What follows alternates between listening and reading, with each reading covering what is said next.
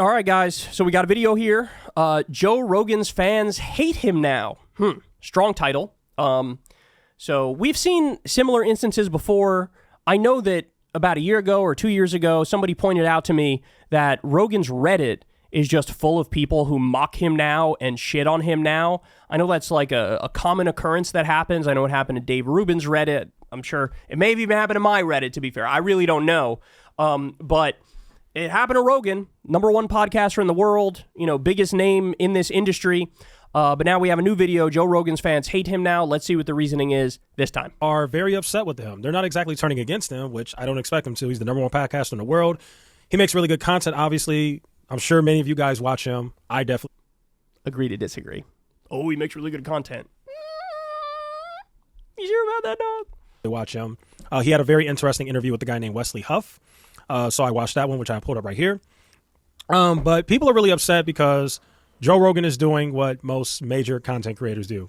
Once you get to a point as a content creator where you're just huge, like you're one of the top in the world, you got two things you could do. You can either do what some of the younger streamers are doing.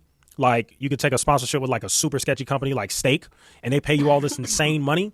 Or you can take a crazy streaming deal with Kick and get paid like 60, 50, $100 million.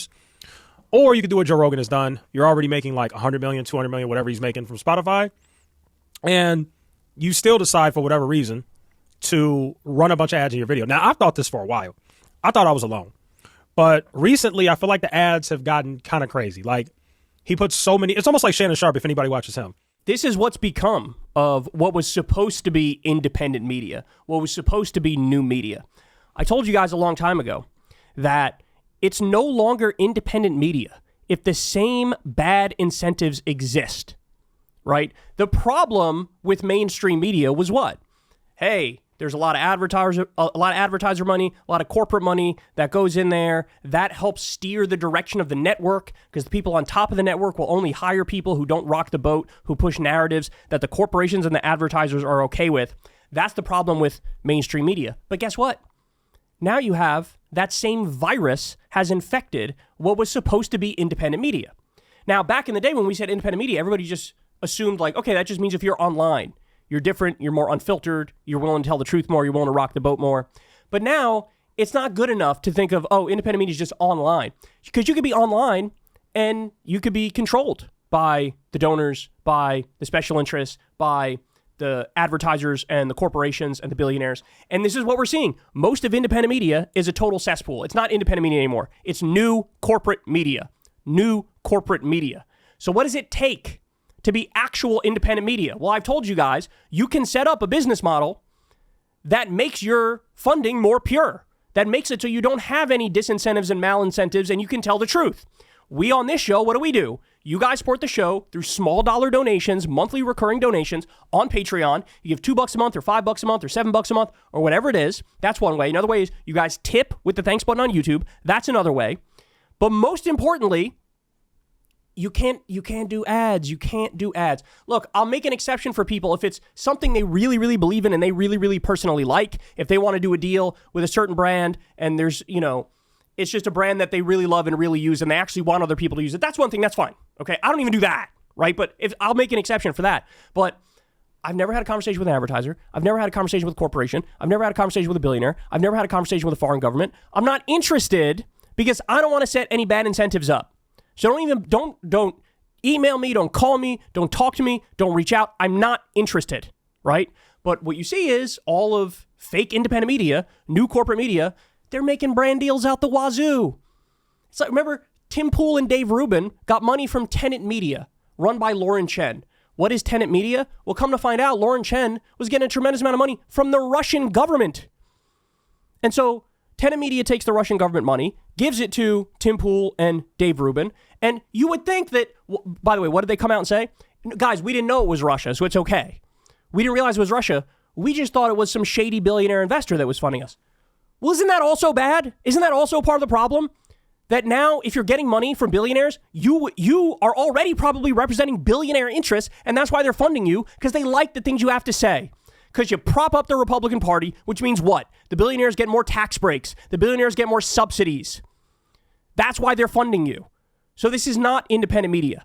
It's fake independent media and new corporate media. And Rogan, again, is a great example of this. There's nothing independent about him at this point. Nothing. What does it take to be real independent media, not talking to advertisers, crowdfunding from the ground up, and the other thing which I'm okay with is having the default ads on YouTube, because there's a big buffer between the creator and the advertiser, and I don't know what's coming. I have no idea, right? That's the only way I'm okay with funding it. That's the only way I'm comfortable saying you're independent media. And I'll give credit. There's some people go even one step further than me, and I give them massive credit, and that's, for example, Citations Needed with Adam Johnson and Nima Shirazi. They've said, we don't even do default ads. We don't even want that. They are 100% ground up, small dollar donor funded. That's real independent media. He's not done yet. Let's keep going. Those creators put way too many ads in their videos. It's like every 5 minutes there's an ad randomly, and it really is annoying. Like, I get it. You got to get paid, get your money. But these guys should really hold it to just like a few ads per video. We don't need 8 ads in one video that we're never going to buy anyway. So what he's saying is that Joe Rogan, on top of the $100 million contract or $250 million contract, I think at one time or another, he literally had, he got 2 contracts and they were for about that amount of money.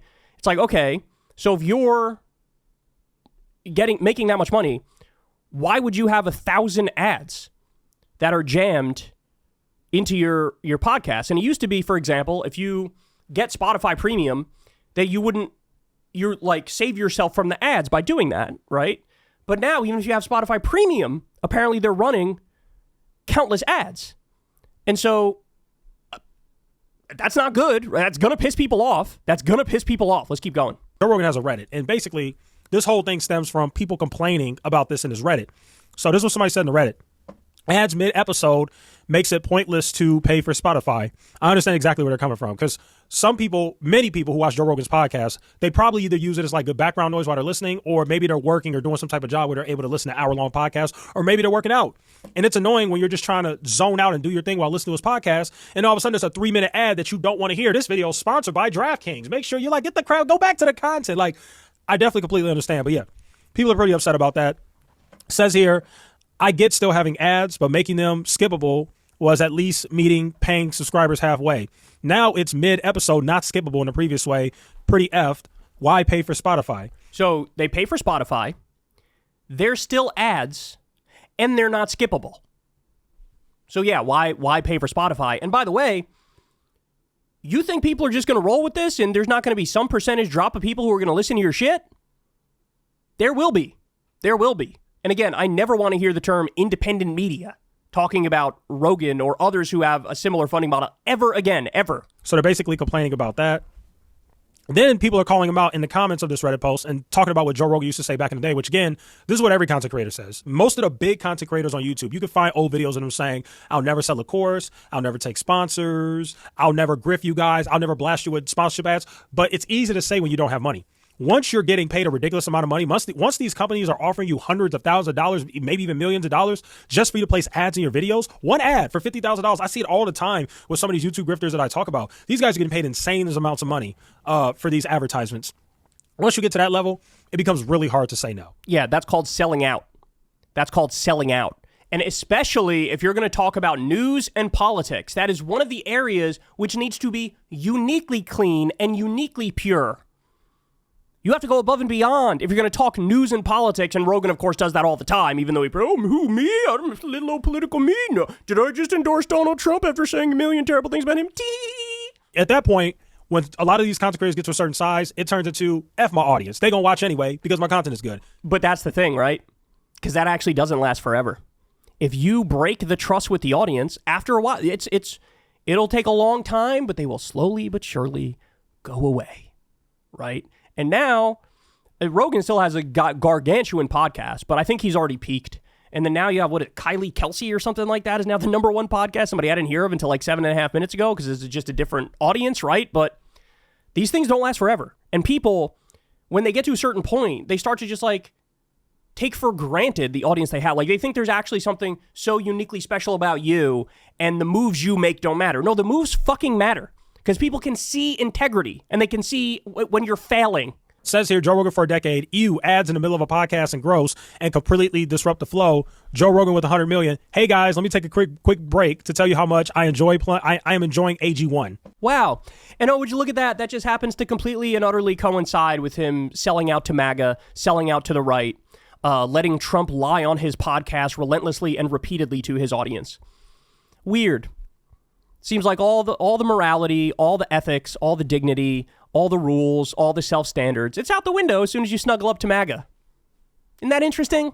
Then somebody commented and said his greed is stronger than his convictions. I'd imagine a vast majority of this comment section would do much worse things for 1% of what Spotify gave him. That's true. I can't lie, that's true. Stop making excuses. People need to stop making excuses for creators they like. Just stop making excuses. Stop making excuses. If they sold out, they sold out. Deal with it, right? And say, everybody would fucking do it. Really? I just told you an example of somebody who's completely and utterly pure and fully independent. I told you the way we fund this show, right? If I wanted to, I could talk to, hundreds of advertisers, get paid triple, quadruple what we get, but I'm not doing it as a matter of choice. Don't give me this bullshit. Oh, everybody does it. You do. No, okay, then get the fuck out of the way.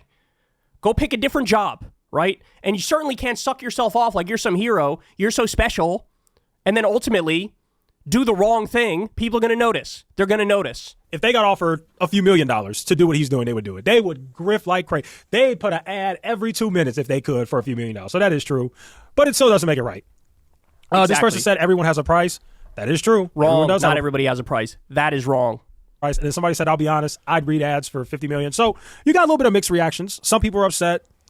Some people are kind of defending it and basically saying that, hey, the amount of money he's getting paid, you do it too.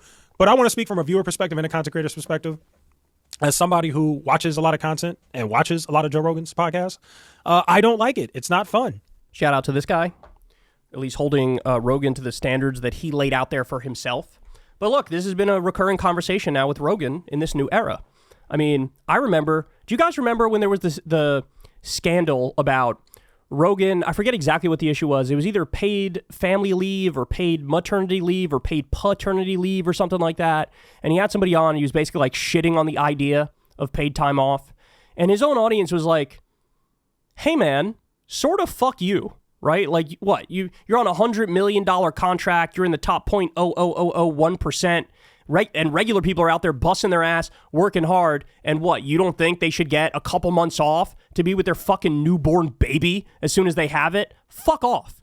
Not everybody's in your position where you can do whatever the fuck you want and you're fine, right? Some people feel, oh, I gotta get my ass to work to pay the bills, to take care of this new baby. Well, maybe you want to just spend some time with the new baby. And his own audience sort of rebelled over that. And I remember talking to him after that and telling him like, hey man, here's why, you're wrong on this, and here's the policies of all these other countries when it comes to paid time off, and they're all more generous, and we're uniquely horrible on this front, and in this country, you're supposed to be a mindless drone for corporations and make profit for your bosses and shut the fuck up, and that's a meager, terrible, horrific existence, and we should make things better, right? And I changed his mind on that, or at least I thought I did.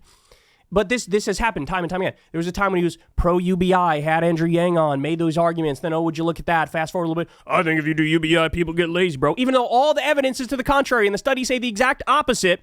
UBI is actually not a good idea. Oh, isn't that cute? Somebody who's worth what? Fucking over $200 million now out there shitting on the idea of universal basic income. So you can't have some poor schmuck who works full time and doesn't make enough money to survive. He can't get an extra $500 a month, can't get an extra $1,000 a month to pay the fucking bills, to look out for himself. And that's why people have said, look, he's just lost touch, right?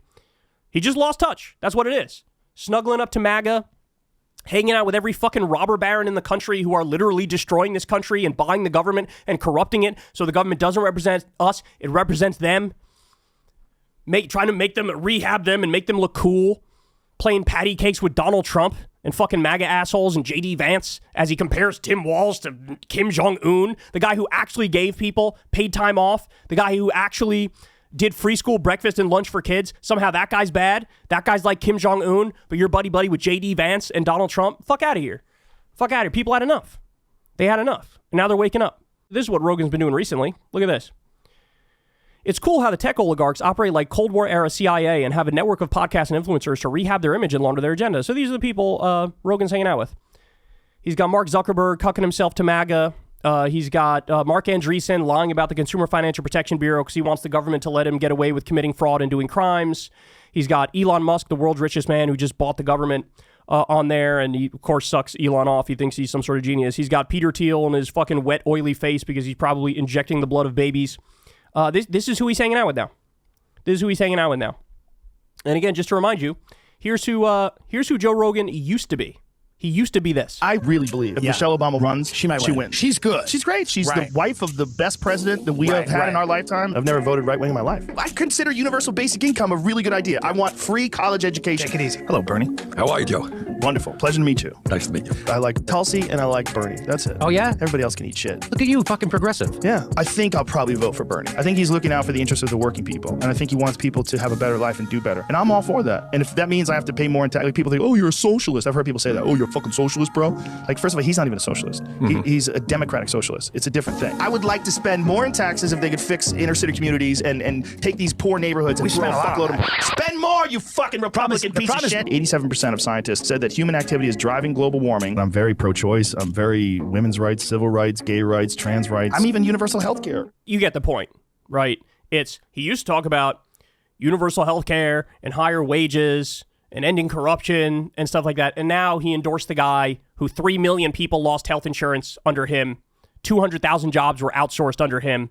Most corrupt president we've ever had. He made $160 million from foreign governments when he was president last time, right? And Joe's the first one to, if it's a Democrat, oh, let's talk about all the scandals. Let's talk about all the corruption. Let's talk about all the bribery. But for Trump, mum's the word, and I'm going to endorse him and not say a goddamn fucking word about the fact that his son-in-law got $2 billion from Saudi Arabia, right? This is what happened. He used to talk about higher wages. He used to talk about universal health care and things of that nature. Now, you don't get any of that shit. Massive, multi-$100 million contract, and they got to shove 58 fucking ads in there. Unskippable, even for people who are on Spotify Premium. I don't think I need to say much else. I think you all understand completely clearly what's going on. All right, guys, that's the show, y'all. That's the show. Everybody do me a big favor. Subscribe to the channel. That helps out big time. Really, really appreciate that. And, of course, you can, if you'd like to, support the show on Patreon, or tip with the thanks button on YouTube, or sign up for Crystal Kyle and Friends on Substack. That, of course, means the world. Unlike some, we have not taken a multi-$100 million contract, and we're not going to. Right? So that's what it'll be here. All right, I love you guys. I'll see you tomorrow. Hey, y'all, do me a favor and like and subscribe. It helps out big time in the algorithm. Click the bell as well for notifications when videos drop, and watch that video on screen right now. You know you want to.